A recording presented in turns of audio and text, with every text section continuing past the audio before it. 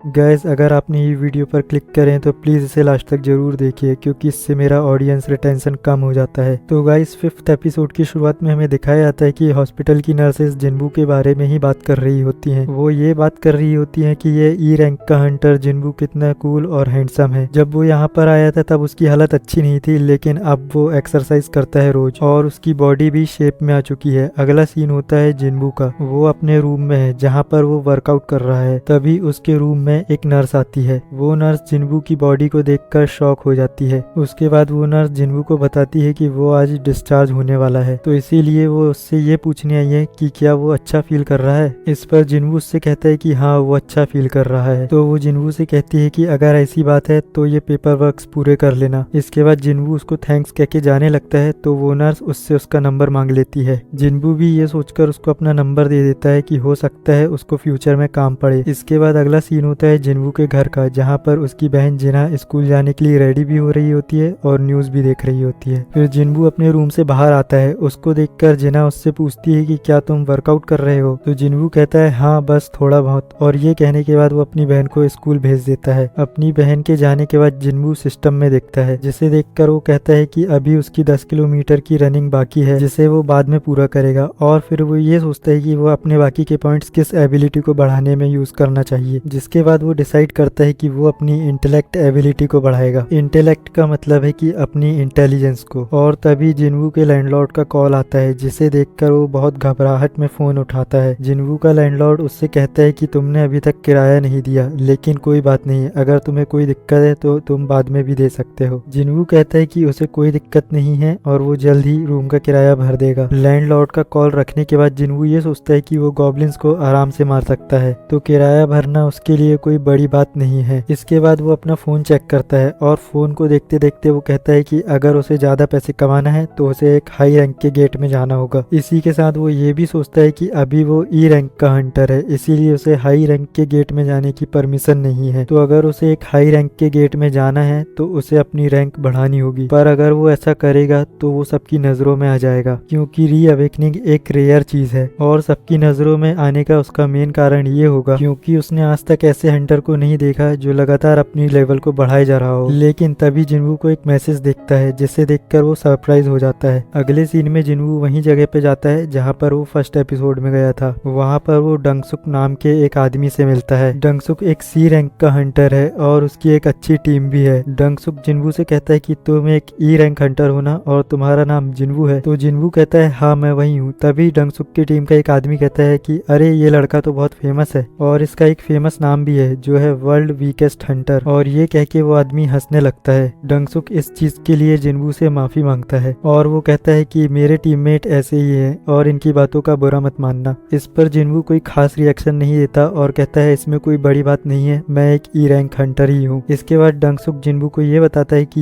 ये एक सी rank mission है जिसके लिए हमें बस 8 लोग चाहिए। इसके बाद वो ये भी कहता है कि हम तुम्हें फाइट करने के लिए नहीं ले जा रहे, इसीलिए हम तुमसे लूट आइटम शेयर नहीं करेंगे, लेकिन बस पार्टिसिपेट करने के लिए तुम्हें 2 मिलियन वॉन जरूर दिए जाएंगे। उसके बाद जिन्बू उन सभी लोग को देख के कहता है तो इनमें 4 लोग सी रैंक के हंटर हैं और 2 लोग सब डी रैंक के। इसके बाद जिन्बू उनसे पूछता है तो फिर मेरा क्या काम होगा, आखिर मुझे मिशन पर करना क्या है। डंगसुक जिन्बू को बताता है कि उसको बस सामान उठाना है, जिसके अंदर खाने पीने का सामान है और कुछ कपड़े भी। जिन्बू उनसे पूछता है कि क्या तुम लोग बिना हीलर के ही जा रहे हो। इस पर डंगसुक उसे बताता है कि जब भी ये लोग इंडिपेंडेंट मिशन पर जाते हैं तो उन्हें हीलर मिलना मुश्किल हो जाता है। जिन्बू अब यहाँ पर ये सोचता है कि ये सभी लोग बिना हीलर के डंजन के अंदर जा रहे हैं, तो उसे डाउट हो रहा है। तभी डंगसुक उसे साइन करने के लिए कॉन्ट्रैक्ट देता है। कॉन्ट्रैक्ट में ये लिखा होता है कि अगर जिन्बू को डंजन के अंदर कुछ भी हो जाता है तो इसमें हंटर्स की कोई भी रिस्पॉन्सिबिलिटी नहीं होगी। इसके बाद एक और हंटर को दिखाया जाता है जो कि एक डी रैंक हंटर है, लेकिन उसके पास बहुत ज्यादा महंगे इक्विपमेंट्स हैं। जिन्बू उस हंटर को देख के सोचता है कि ये पक्का अमीर घर से होगा। उस डी रैंक के हंटर का नाम है यो जिन्वो। ये जिन्वो जिन्बू से कहता है कि तुम चिंता मत करो, ये तुम्हारा फर्स्ट सी रैंक मिशन है ना, तो मैं तुम्हारी रक्षा करूंगा। अब इसके बाद ये सभी लोग डंजन में जाने के लिए रेडी हो जाते हैं। डंजन के अंदर जाते जाते यो जिन्वो बहुत सारी बातें करता है जिन्बू से। जिन्बू भी उसकी बात सुनते जाता है। अब जैसे ही ये लोग उस गेट के पास पहुंचते हैं तभी उनमें से एक हंटर डंगसुक से पूछता है, तुम पक्का श्योर हो ना कि ये एक सी रैंक का डंजन है? तो डंगसुक कहता है, हाँ ये सी रैंक डंजन है, क्योंकि हंटर एसोसिएशन वालों ने इसको 2 बार चेक किया है। उस गेट को देखने के बाद यो जिन्वो कहता है कि अरे ये तो बहुत बड़ा गेट है, क्या इसके अंदर जाना सही रहेगा? तो जिन्वो कहता है कि गेट के साइज से फर्क नहीं पड़ता, बल्कि इसके अंदर से आने वाली मैजिक पावर से पड़ता है, और उसी मैजिक पावर की बेसिस पर ही हंटर एसोसिएशन गेट की पावर डिसाइड करती है। इसके बाद अगला सीन होता है डंजन का, जहाँ पर ये सभी लोग आ चुके हैं। डंगसुक अपने टीममेट से कहता है कि यहाँ पर थोड़ी लाइट करो। जैसे ही वो हंटर लाइट करता है वैसे ही ये लोग समझ जाते हैं कि यहाँ पर कोई भी मैजिक बीस्ट नहीं है। जिन्वू ये देखकर सोचने लगता है कि ये बिल्कुल कार्टेन ऑन टेम्पल जैसा लग रहा है। तभी यो जिन्वो जिन्वू से पूछता है कि ये ग्लो स्टोन क्या होते हैं? तो जिन्वू उसे बताता है कि वो पत्थर जिनमें से लाइट निकलती है। इसके बाद वो सभी लोग उस डंजन के थोड़ा और अंदर तक जाते हैं। वहाँ पर भी यो जिन्वो बहुत ज्यादा बकवास करता है, तो जिन्वू सभी से शांत होने के लिए कहता है, क्योंकि जिन्वू को मॉन्स्टर्स की आवाज सुनाई दे रही होती है। थोड़ी देर शांत रहने के बाद जिन्वू सबको बता देता है कि हमारी तरफ इंसेक्ट टाइप के बीस्ट आ रहे हैं। जिन्वू की बात सुनने के बाद सभी लोग यहाँ पर अलर्ट हो जाते हैं। अब धीरे धीरे उन लोगों को भी आवाज सुनाई देने लगती है, जिसके बाद ये एंट्स जैसे बीस्ट उन पर अटैक कर देते हैं। डंगसुक के टीम का एक हंटर उन एंट्स के ऊपर हमला कर देता है, और इसी के साथ साथ दूसरी तरफ डंगसुक उन एंट्स को अपनी तरफ अट्रैक्ट करता है। जैसे ही वो सारी की सारी एंट्स डंगसुक की तरफ आने लगती है, वो पहले वाला हंटर उन सभी एंट्स को मार देता है। इसके बाद डंगसुक बाकी के हंटर्स को उन बची हुई एंट्स को मारने के लिए कहता है। ये सभी की सभी चीजों को देखकर जिन्वू पीछे खड़ा ये सोचता है, वाह यार ये तो बड़ा ही कमाल का टीम वर्क है। लेकिन तभी जिन्वू के पीछे से एक मॉन्स्टर आ रहा होता है। जिन्वू उस मॉन्स्टर को देख लेता है और अपने पैर से ही उस मॉन्स्टर को खत्म कर देता है। सारे के सारे मैजिक बीस्ट को मार देने के बाद डंगसुक जिन्वू को थैंक्स कहता है, क्योंकि जिन्वू की ही वजह से डंगसुक और उसकी टीम को ये बात पता लग पाई कि आखिर ये मैजिक बीस्ट आ कहां से रहे हैं। लेकिन इसी के साथ वो जिन्वू से ये भी पूछता है कि जिन्वू को ये बात पता कैसे चली कि ये मॉन्स्टर आ कहां से रहे हैं। तो जिन्वू कहता है कि बस उसे पता चल गया। इसके बाद अगला सीन होता है एक जिम का, जहाँ पर सभी लोग एक्सरसाइज कर रहे होते हैं। लेकिन तभी इन सभी को भूकंप के झटके महसूस होते हैं। लेकिन असल में वहाँ पर भूकंप आया ही नहीं था, क्योंकि उसी फ्लोर के नीचे वाले फ्लोर में उन सभी हंटर्स का गिल्ड मास्टर टाइगर ट्रेनिंग कर रहा था। इसके बाद अगला सीन होता है डंजन का, जहाँ पर वो यो जिन्वू का हालचाल पूछ रहा होता है। ये हंटर्स का ग्रुप डंजन के और ज्यादा अंदर आगे बढ़ रहा होता है। तब इनको बहुत सारे जाले दिखते हैं, लेकिन जैसे ही वो जाले वाली जगह को पार करते हैं तो उन्हें एक और गुफा दिखती है, जहाँ पर उन्हें बहुत सारी माना क्रिस्टल्स दिखती है। इतनी सारी माना क्रिस्टल्स को देखकर डंगसुक कहता है कि मैं अब अपनी टीम बनाऊंगा, और वहाँ पर खड़े बाकी के हंटर्स उन माना क्रिस्टल्स को आपस में बांटने की सोच रहे होते हैं। दूसरी तरफ यो जिन्वू से कहता है कि क्या मैं तुम्हारा कॉन्ट्रैक्ट देख सकता हूँ जिन्वू। फिर यो जिन्वू का कॉन्ट्रैक्ट लेके डंगसुक के पास जाता है। वो डंगसुक से कहता है कि कॉन्ट्रैक्ट के हिसाब से जिन्वू को लूट का हिस्सा नहीं मिलेगा, लेकिन ये सारे माना क्रिस्टल्स लूट का हिस्सा नहीं है, इसीलिए इन माना क्रिस्टल्स को 7 की जगह 8 जगह में बांटना होगा। तो डंगसुक कहता है कि हाँ तुम सही कह रहे हो, इसके 7 नहीं 8 हिस्से होंगे, लेकिन उससे पहले हमें इस डंजन बॉस को मारना होगा, और जब तक हम इसको मारेंगे नहीं तब तक ये गेट बंद नहीं होगा। लेकिन वो डंजन बॉस वहाँ पर सो रहा होता है, इसीलिए डंगसुक ये डिसाइड करता है कि वो सबसे पहले माना क्रिस्टल्स को बाहर निकालेगा। जिसके बाद डंगसुक अपने एक टीममेट से टूल्स के बारे में पूछता है, तो उसका टीममेट बताता है कि वो टूल्स गाड़ी में भूल चुका है। इसीलिए वो जिन्वू और यो जिन्वू से कहता है कि तुम लोग यहीं रुको, हम लोग टूल्स लेके आते हैं। जैसे ही डंगसुक और उसकी टीम उस गुफा से बाहर निकलते हैं, डंगसुक अपनी टीम के एक मेंबर को कहता है कि इस गुफा के गेट को बंद कर दो, और वो हंटर उस गुफा के गेट को बंद कर देता है। जिन्वू को इन सभी के ऊपर पहले से ही शक था, इसीलिए उसको मिस्टर सॉन्ग की बात याद आती है। मिस्टर सॉन्ग ने उसे बताया था कि इस काम में बहुत सारे धोखेबाज लोग भी होते हैं। डंजन के अंदर कोई भी सीसीटीवी कैमरा नहीं होता, इसलिए अगर हंटर्स मर जाए तो उनके मरने का कोई भी एविडेंस नहीं होता। कोई भी ये बात नहीं पता कर सकता कि हंटर कैसे मरा। इसके बाद अगला सीन होता है डंजन के अंदर का, जहाँ पर यो जिन्वो और जिन्वू नोटिस कर लेते हैं कि डंजन बॉस जाग चुका है। तो यो जिन्वू से कहता है कि तुम पीछे रहना, मैं तुम्हें बचा लूंगा। लेकिन जिन्वू अपनी तलवार निकालते हुए उससे कहता है कि तुम पीछे रहो, मैं इसे संभालता हूँ। और यहीं पे एपिसोड खत्म हो जाता है। और अगर आपको आगे के एपिसोड्स देखने हैं तो प्लीज मेरे चैनल को सब्सक्राइब कर लो।